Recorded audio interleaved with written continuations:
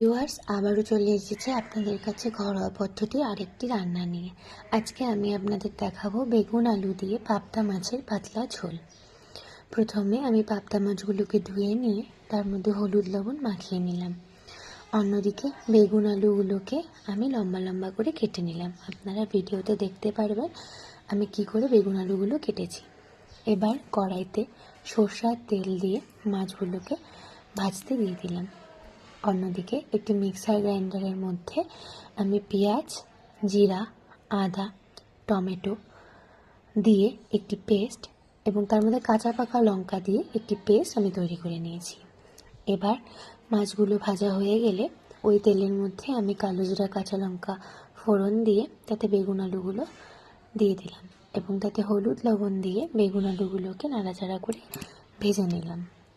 ভাজা হয়ে গেলে তাতে মিক্সার গ্রাইন্ডারে করে রাখা পেস্টটি দিয়ে দিলাম।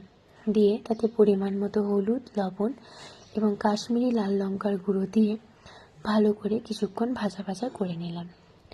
এবার ভাজাটির মধ্যে থেকে যখন কাঁচা মশলার একটি গন্ধ চলে যাবে এবং তেল বেরোতে থাকবে, তখন তার মধ্যে ঝোলের পরিমাণ মতো জল দিয়ে দিলাম।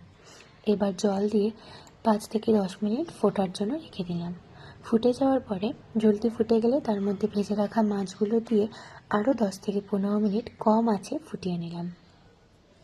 এরপর ফোটা হয়ে গেলে তাতে ধনিয়া পাতা ছড়িয়ে দিলেই আপনাদের তৈরি বেগুন আলু দিয়ে পাবদা মাছের ঝোল। গরম ভাতের সাথে পরিবেশন করুন এবং অবশ্যই আপনার